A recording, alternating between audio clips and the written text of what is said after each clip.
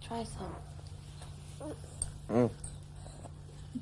Like, here, eat the sweets. Come on, Francis, once you do this, you won't ever not want to.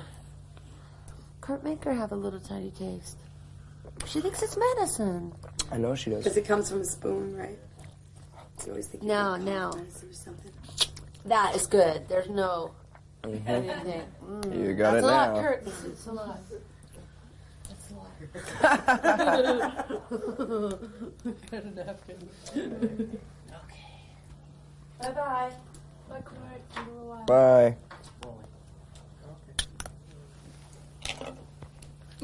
Kurt.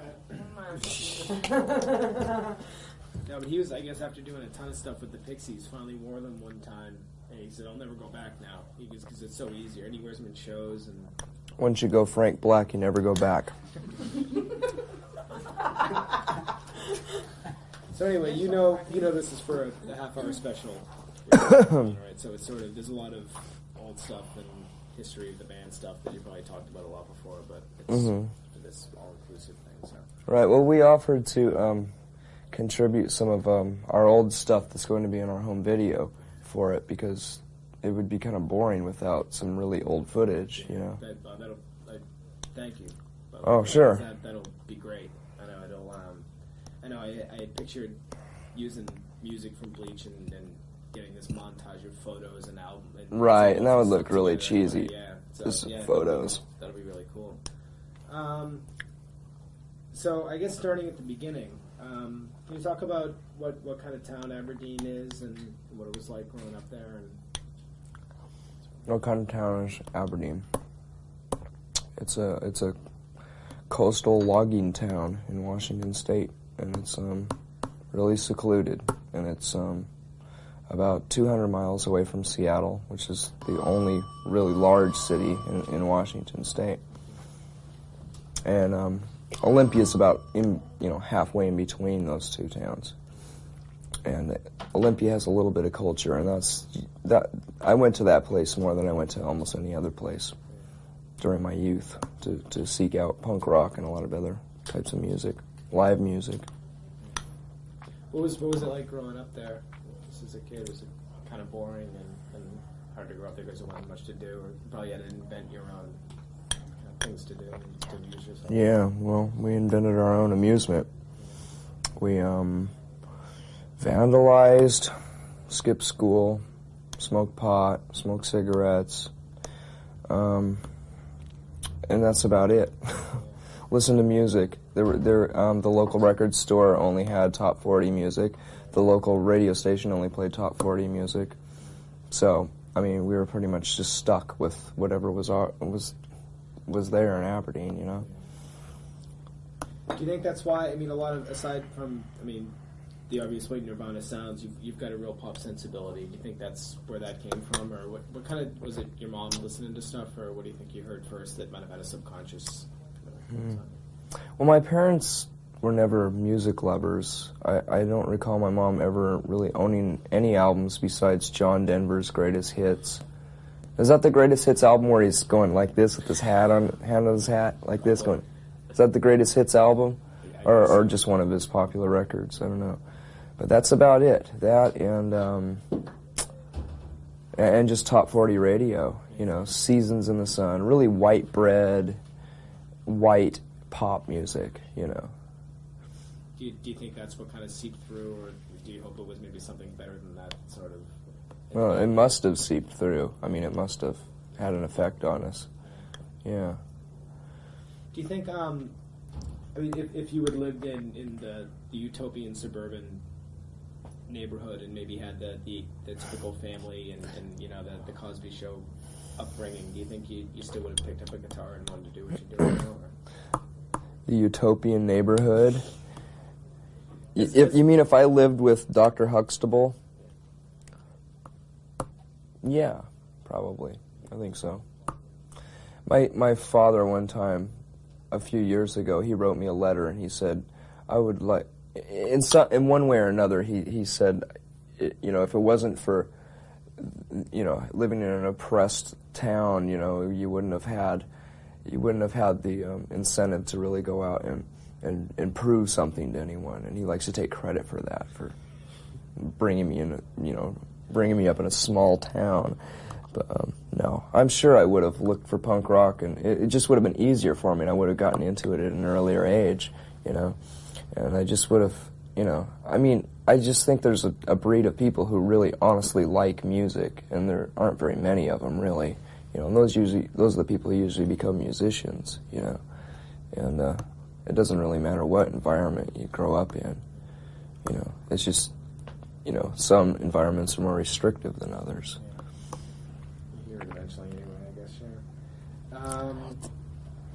So it was, I guess it was Buzz that you heard for the first time, right? Or was it before that? Had you had any exposure to it before? No, that was about the time. Yeah, he made a compilation tape for me. I was commuting back and forth between Aberdeen and Montesano. I was living in Aberdeen, and I was going to school in Montesano, which is about 30 miles away. And I had Buzz in a couple of classes. I had him in an art class and an electronics class, and I remember just hanging out with him, and just he had a few punk rock magazines, and I would look at them and just like, oh, I was just mesmerized, I was just like, oh God, what would that sound like? And finally one day I convinced him to make me a tape. So you were a long time wondering about what it would be like before you actually heard it then? Oh, for years. Ever since I was like 12, like that issue of Cream magazine when they were following the Sex Pistols tour, in 78, I remember seeing that picture of Sid Vicious and just going, oh wow, that's real rock and roll. It has to be. Look at the blood on his face, What were you, I guess, living there and not actually being able to hear it before that? What were you, I'm sure you had favorite bands before you actually heard that. Typical stuff, I was probably the first band that I was really into was the Beatles, and then all that top 40 radio. And then after that, when I was about in 4th grade, I was living with my father in Montesano. And what was it? He had a record club, one of those Columbia House record clubs, and one of his friends, he was a bachelor, he was a fresh, he'd just recently gotten divorced, and he was a bachelor, so one of his bachelor friends told him to get one of those subscriptions, and he didn't even open them up. He didn't even open up half the records that came, and they were just sitting there, in the plastic still. And one day I opened them all up, and there was some great music, Finally I got to hear Black Sabbath, the harder stuff that they wouldn't have played in Aberdeen or on the radio in Montesano or Aberdeen, So I was just like, instantly a rock and roll fan, a harder rock and roll fan. Do you think, thinking back to when you were a kid and every week, what you want to do when you grow up changes. Do you remember what you wanted to do before you got your first guitar? Yeah. I wanted to be a stunt person. I wanted to be Evel Knievel first. I remember one time I took a piece of metal and taped it to my chest and put a bunch of firecrackers. I taped a bunch of firecrackers on that piece of metal and put my shirt over it and lit myself on fire and jumped off the roof and stuff like that. I would take all the bedding out, put it on the deck, and jump off the roof, take my bike off of it and stuff like that, But then I hurt myself too much. And then, but at a really early age, I wanted to be a rock and roll star. I wanted to play drums, Ever since I got my first Beatles record, I wanted to play drums in a band. I wanted to have the adoration of John Lennon, but have the anonymity of Ringo Starr. I didn't want to be the front man. I just wanted to be back there, but be a rock and roll star at the same time. Well, eventually that happened, though. Are you comfortable with that now, or does that feeling still kind of hold true? I'd still rather be a rhythm guitar player, yeah, or a drummer. But I just don't have a good rhythm. I'm terrible. I'm a really bad drummer, but I love to play drums. And I was in high school and junior high. No, actually it started in grade school. Whoops. Let me start that over. I was in a grade school band, and I played snare drum for years, and it went up until high school. I never learned how to read music either. I always faked my way through it. I would watch the kid in first chair. You know, I would watch him figure out the piece, and then I would copy him. Is that so? I mean, but obviously, being a songwriter, though, wouldn't you feel weird about, like, say, if you were, I mean, Pete Townsend did sing, but if you were Pete Townsend or someone like that, and you wrote most of the songs that your band was doing, and someone else was singing them, wouldn't that be kind of weird? I don't know. I mean, as long as I got the credit for it. If I wrote a song, I'd like to get the credit for it, but then because all you have to do is look on the insert of an album and it says your name on it, you know. But, no, at an early age, for a long time, I really did want to be someone in the background, a rhythm guitar player or a drummer, you know. I didn't want all the limelight because even if you're not a songwriter, you know, the lead singer always gets everything, you know. They get all the attention and everything, you know. So, and I still to this day would much prefer that, really. Can you tell us about when you and Chris first met? Is it true it took a while for you to get him involved in doing something? Were you trying to get him to play with you for a while? Yeah, for a long time. I knew him for at least 3 years before we started playing seriously in a band together.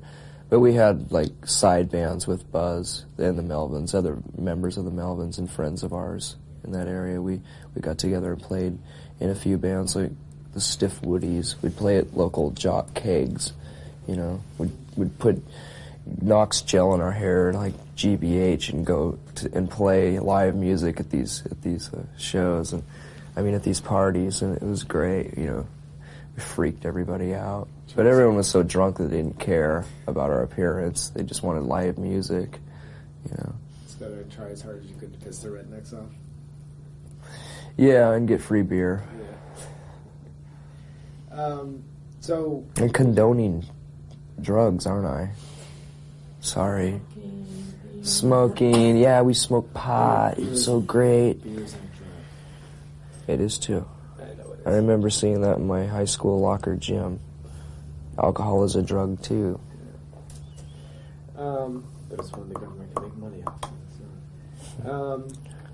So what was it that finally made you? I mean, I guess it was just that Chris didn't want to be in a band, right?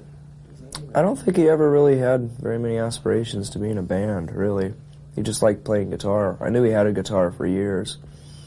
But, Dale Crover, the drummer for the Melvins, and I made a demo in, like, 85, late 85, and, at my aunt's house on a 4-track.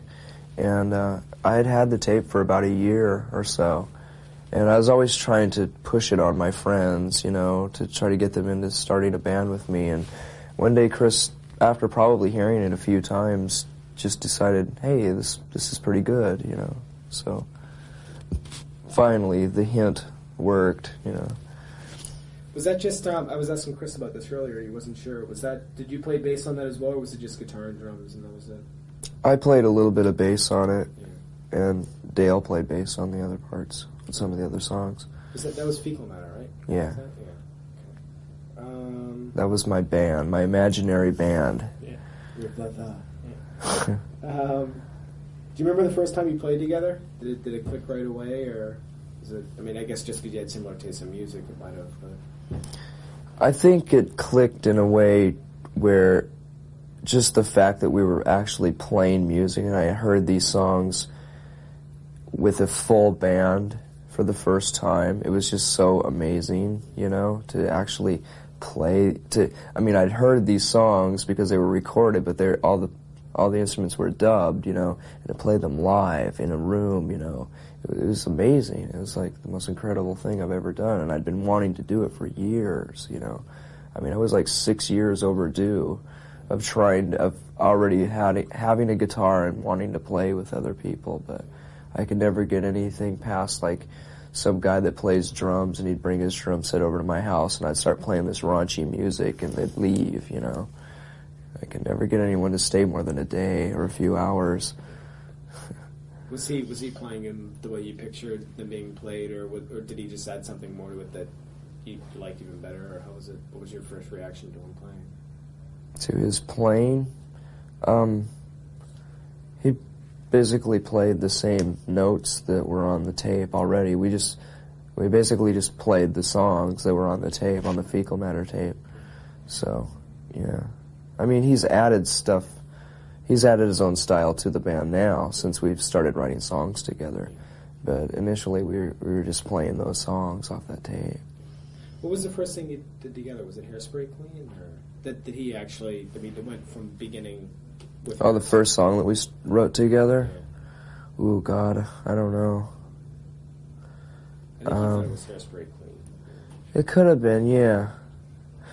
But even at that time, when we first started writing songs, I would come up with the bass lines and everything. I would show everyone what to play, because I was still writing songs, on my own time. And but that was probably one of the first songs that I had written at that time, and we started to practice with as a band. Do you have any memories of the first couple of gigs that you did? Oh, sure. Well, Were they parties or? Oh. Let's see, the very first one. God, it was a party, I think. Yeah.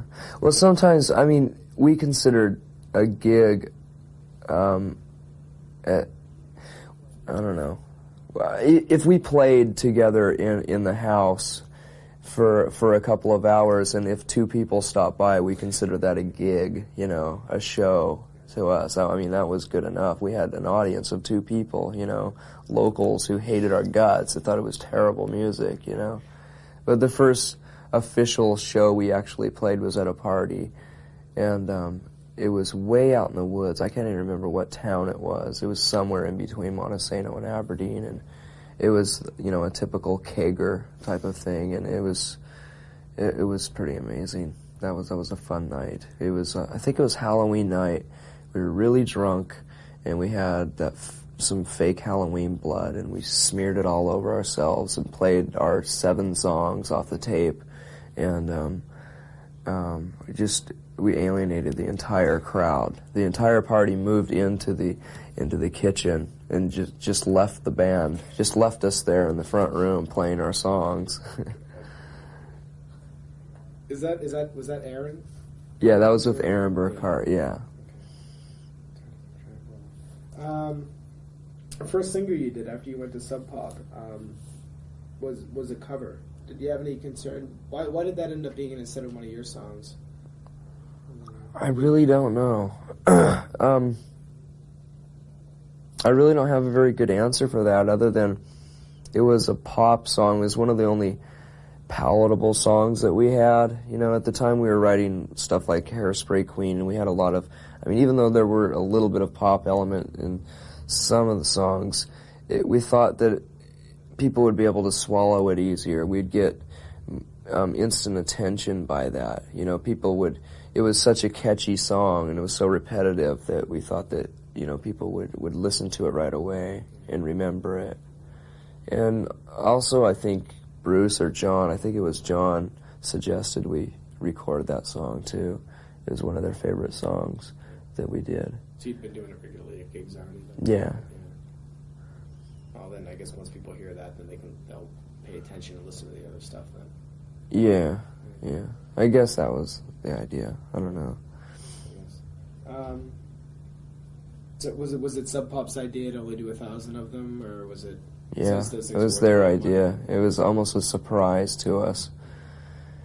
They might have warned us. They might have told us that this is what they were going to do, but it was kind of a surprise at the time. We were just so thrilled to actually put out a single that it wasn't until after only 1,000 were printed that we started to complain about it. It was like, but there's more people who want to buy this thing. Why not sell more? It just didn't make any sense to us at the time. I understand it now, but still, if you're going to put something out, that's why we were signed to a major label. There should be, everyone should listen to it if they want to, How long after that did Bleach come out? Was it about 6 or 8 months? Or? I don't know, honestly. It seemed like 2 years. It just seemed like forever. But I think it was a little bit longer than 8 months.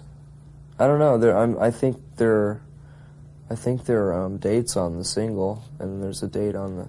I know it was on the album. year. I know it was the year following, but it's hard to kind of. Yeah. I don't know what months they came out. So, is that looking back on that? Is that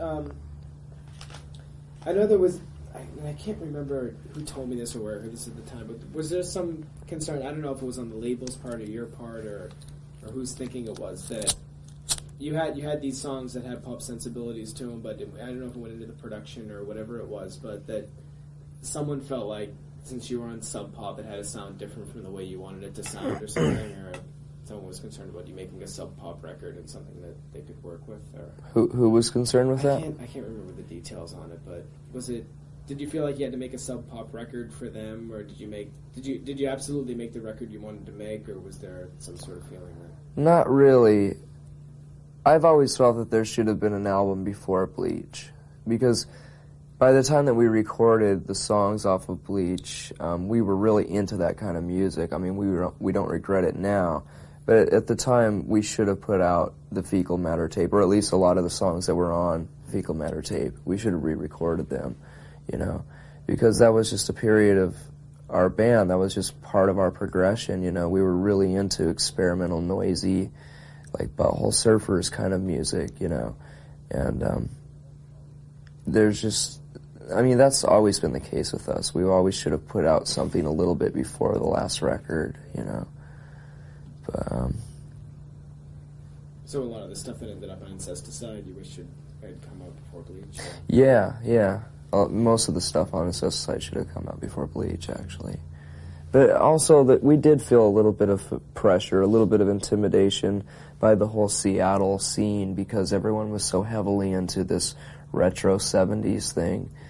And because we were on that label, I mean, there was an element of that there, you know. It was like, I mean, Jonathan had quite a few suggestions, from what I can remember.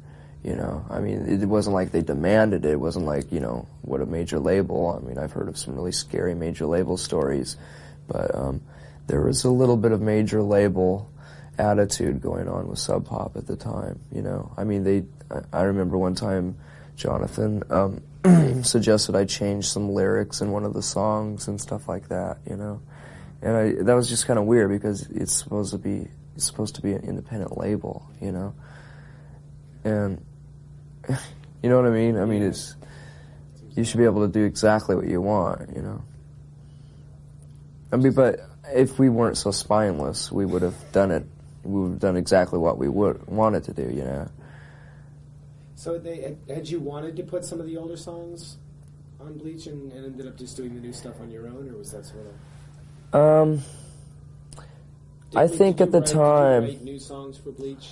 Yeah, we did write new songs for Bleach. There were a lot of songs that were just written within the 2 weeks, or even the last week prior to recording, you know. I mean, at the time, we had a time scheduled for the recording of the album, and at that time, we only had maybe 6 songs, you know, and during the week prior to that, we wrote a whole bunch of songs, you know, and we just, I don't know what I'm trying to say. I guess my question is why the songs that you wrote in those 2 weeks made it on and not the older ones. Was that your decision? Or? Yeah. No, I guess is what I'm trying to say is that we wrote so many songs in that week right before we recorded that we were excited about the new songs, so we wanted to record them. But initially we wanted to just record the few new songs that we had and re-record most of the stuff that was on the Fecal Matter tape, and that would have been the album. You know, it would have been a lot more like Incesticide, but we just happened to write so many new songs, you know, that we just put it on Bleach. And they just happened to have been more in the 70s vein, you know. Do you have any memories of that tour? Like, I mean, I know I've heard some hell stories of the Mudhoney tour over in Europe and stuff about what was going on. Just equipment breaking down all the time, and 20 of you crammed in a van, no money. is that pretty much the case for the whole thing in America as well? Yeah, I can't say it was worse, but it was probably about the same because we chose to tour in the middle of the summer in the South, you know. Imagine being in Texas in July, you know, packed up to the rim of the van with T-shirts and equipment with 4 members, you know, with no air conditioning, you know, tooling around, living off of $30 a day if you're lucky, you know. It was fun, but we should have been a little bit more smart about it, you know. We should have toured in September or something, you know. But we were so excited about getting the record out and going on tour that we just went for it. You know? Was it any better? Okay.